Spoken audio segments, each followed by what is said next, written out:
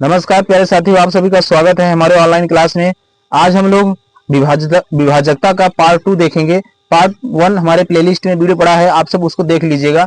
और पार्ट 2 आज हम लोग देखेंगे। तो कल हमने 5 तक की विभाजकता को देख लिया था। आज हम 5 से आगे यानी कि 6 से विभाजकता का नियम देखेंगे और 6, 7, 8 ऐसे आगे बढ़ते हुए चलेंगे। तो पहले हम 6 की विभाजकता देखते हैं। और जो भी साथी नए जुड़े हैं कृपया हमारे चैनल को सब्सक्राइब कर दें और शेयर कर दें ताकि ऐसे वीडियो आप तक पहुंची रहे। तो चलिए स्टार्ट करते हैं। 6 की विभाजकता क्या कहता है कि 6 से विभाजकता का जो नियम है कि यह संख्या जो है 2 और 3 दोनों से विभाज्य है, तो वह संख्या क्या हो जाएगी, 6 से अवश्य विभाजित हो जाएगी होगी। यानी कहने का अर्थ यह है कि कोई भी संख्या अगर 2 और 3 से विभाज्य हो रहा है, दोनों संख्याओं से विभाज्य हो रहा है, तो अवश्य ही 6 से विभाज्य होगा। यह नियम यही कहता है कि अगर कोई भी संख्या है, अगर 2 से विभाजित हो रहा है और 3 से भी विभाजित हो रहा है, तो वह संख्या अवश्य ही 6 से विभाजित होगा। यही यह कॉन्सेप्ट कह रहा है। अब देखते हैं, इसमें थोड़ा समझते हैं कि 2 का नियम क्या कहता है। पहले हम 2 का नियम देखेंगे, उसके बाद किसका, 3 का। 2 का नियम हमने बताया था कि इकाई के स्थान पे कितना होना चाहिए, 0 होना चाहिए, 2 होना चाहिए, 4, 6, 8 होना चाहिए, तभी यह संख्या क्या होगा, 6 से विभाजित होगा। और 3 का नियम क्या कहता है कि जितनी भी संख्या दे रहा है अंकों का क्या होगा, अंकों का योग अगर 3 से विभाजित है तो वह पूरी संख्या क्या होगा, 6 से विभाजित होगा। ठीक, तो चलिए हमने दोनों नियमों को बता दिया आप सभी को। 2 से विभाजकता और 3 से विभाजकता मैंने बताया। यानी कि कोई भी संख्या अगर 2 और 3 से दोनों से विभाजित हो रहा है तभी वह संख्या किससे, 6 से विभाजित होगा। ठीक, तो चलिए देखते हैं, कुछ एग्जाम्पल को देखते हैं। जैसे देखिए यहाँ पे एक एग्जाम्पल मेंशन किया गया है, जैसे 72 लिखा है। 72 में देखिए 72 की विभाजकता पहले देखते हैं। जैसे यह 2 से विभाज्य है और 3 से भी, तो इसलिए क्या है, 6 से विभाजित होगा। लेकिन आप देखिए कैसे विभाजित है। जैसे देखिए हमने 2 की विभाजकता अभी हमने बताया और फिर 3 का भी बताया। 2 का मैंने बताया कि कितना इकाई के स्थान पे 0 होना चाहिए, 2 होना चाहिए, 4 होना चाहिए, 6 होना चाहिए, 8 होना चाहिए, तभी यह संख्या क्या होगा, 2 से विभाजित होगा। और 3 की विभाजकता बताया मैंने, अंकों का क्या हो, योग अगर 3 से विभाजित हो रहा है तो सभी संख्या क्या होंगे, 3 से विभाजित होंगे। तो ठीक, तो देखिए यहाँ पे जो संख्या 72 है, 72 में इकाई के स्थान पे चेक करिए कितना है भाई, 2 है। तो यहाँ पे देखिए मैंने 2 का नियम बताया, तो इसमें कितना है, 2 है, तो यह 2 से अवश्य ही विभाजित होगा। ठीक, अब 3 से विभाजकता चेक करते हैं। 3 से विभाजकता चेक करने के लिए मैंने बताया कि यह जो 72 है, इसमें जो अंक क्या क्या है भाई, 7 है और कितना है, 2।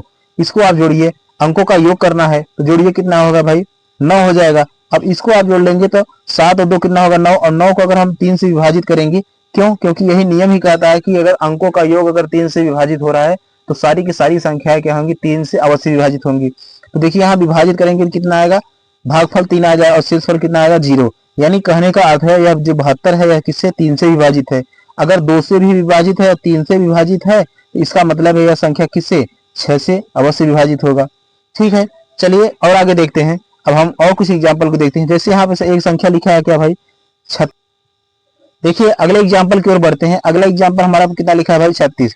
अब देखिए जो 36 है इसको क्या करिए आप, 2 की विभाजकता से चेक करिए और पहले, और 3 से विभाजकता से करिए। 2 की विभाजकता मैंने बताया कि अगर इकाई के स्थान पे 0, 2, 4, 6, 8 हो तो वह संख्या 2 से अवश्य विभाजित होगा।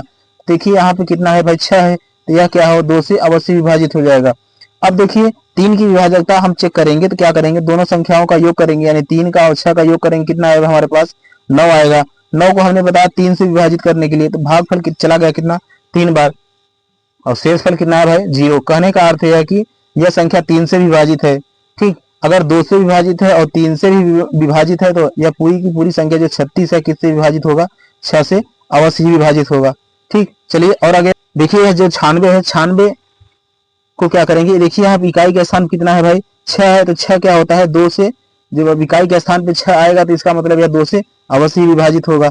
अब देखिए यहाँ लिखा है कितना भाई, 96। अब 96 को क्या करेंगे, 9 और प्लस क्या करेंगे, 6 करेंगे। क्यों, क्योंकि हम 3 की विभाजकता चेक करेंगे। तो यहाँ पे आएगा कितना भाई, 15। 15 को आप 3 से डिवाइड करेंगे तो 3 से मैंने डिवाइड कर दिया, कितना आएगा भाई, भागफल 5 आ गया और शेषफल कितना आएगा, 0।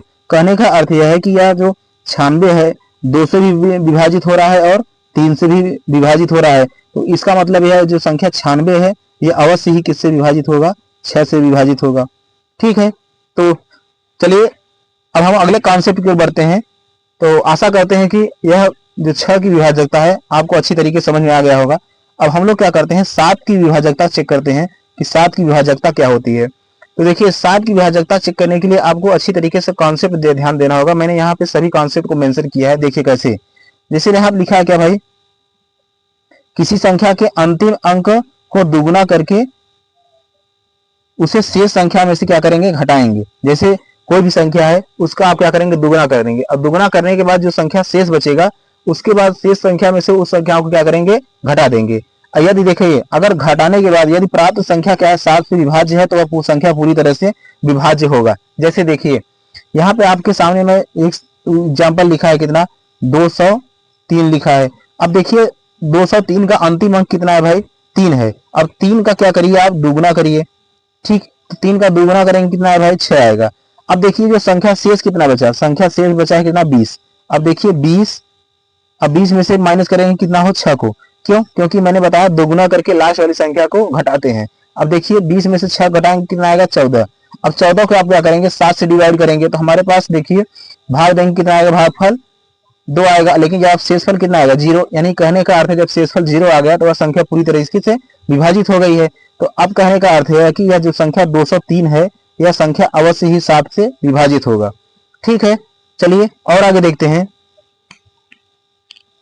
एक नोट पॉइंट देखते हैं, यदि कोई संख्या या अंक जो है 6 बार एक ही अंक लगातार आए तो वह संख्या 7 से अवश्य विभाजित होगा। यानी कि कोई भी संख्या हो, जैसे आप क्या करिए, जैसे संख्या 2 लिख रहे हैं, लगातार कितनी बार लिखेंगे भाई, 6 बार लिखेंगे तो वह संख्या अवश्य क्या होगा, 7 से विभाजित हो जाएगा।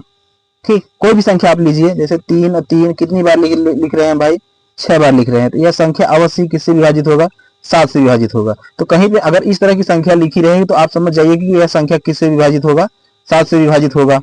चलिए और आगे देखते हैं। अब हम लोग 8 की विभाजकता चेक करते हैं। 8 की विभाजकता हमारा क्या कहता है कि देखिए 8 की विभाजकता का जो नियम है, देखिए क्या कहता है, यदि किसी संख्या के अंतिम 3 अंक मिलकर बनी संख्या 8 से अगर विभाजित हो जा रहा है तो वह संख्या पूरी की पूरी क्या होगा, 8 से अवश्य विभाजित हो जाएगा। जैसे देखिए यहाँ पे एक संख्या लिखा है कितना भाई, 11,144। अब आपको 11,144 की पूरी की विभाजकता नहीं चेक करना है। विभाजकता कहाँ के लिए चेक करना है कि जैसे लिखा है कितना भाई, 11,144, तो इसका 3 अंक, अंतिम से 3 अंक लीजिए। कितना अंतिम से 3 अंक है भाई, 144 है। ठीक, अब 144 अगर क्या है 8 से विभाजित हो जा रहा है तो यह क्या होगा, पूरी की पूरी संख्या जो 11,144 है ये 8 से अवश्य विभाजित हो जाएगी। ठीक है, तो देखिए जब 8 से इसको विभाजित करेंगे तो 8 का 8 और 8 का कितना हो जाएगा, 64 हो जाएगा। यानी कि भागफल कितना आएगा, 18, और शेषफल कितना आएगा, 0। तो कहने का अर्थ यह है कि यह जो 144 8 से विभाजित हो जा रहा है तो पूरी की पूरी संख्या हमारे पास कितना है भाई, 11,144। यह 8 से अवश्य विभाजित हो जाएगा। ठीक है, चलिए और आगे देखते हैं। और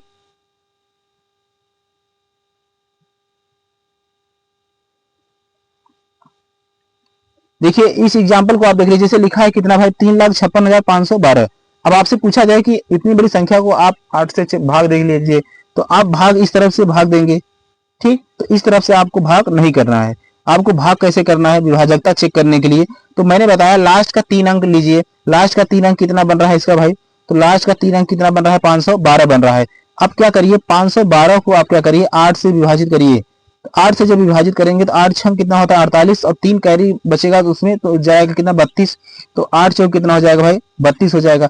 अब देखिए जो भागफल आया हमारे पास कितना भाई, 64 आया। और यह 512 किससे, 8 से विभाजित हो जा रहा है।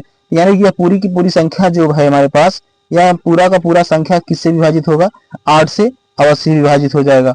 ठीक, चलिए अब हम अगले कॉन्सेप्ट की ओर देखते हैं। अगला कॉन्सेप्ट हमारा क्या कहता है, हम लोग 9 की विभाजकता देखेंगे कि 9 की विभाजकता हमारा क्या कहता है। इसका नियम क्या कहता है भाई, देखिए यदि किसी संख्या के अंकों का योग अगर 9 से विभाज्य है तो वह संख्या पूरी की पूरी क्या हो जाएगी भैया, 9 से अवश्य विभाजित हो जाएगी।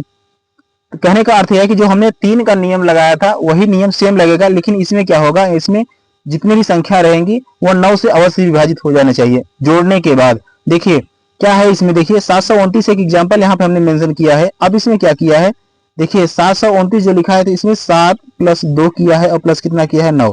अब इसको आप जोड़ेंगे कितना आएगा भाई, 18। अब 18 को क्या करेंगे, 9 से भाग देंगे तो हमारे पास भागफल कितना है भाई, 2, और शेषफल कितना आएगा, 0।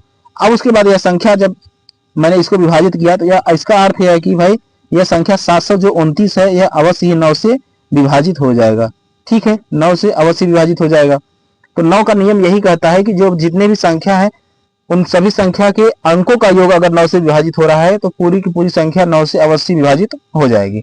ठीक, चलिए अगले कॉन्सेप्ट देखते हैं। अगला कॉन्सेप्ट हमारा क्या कहता है,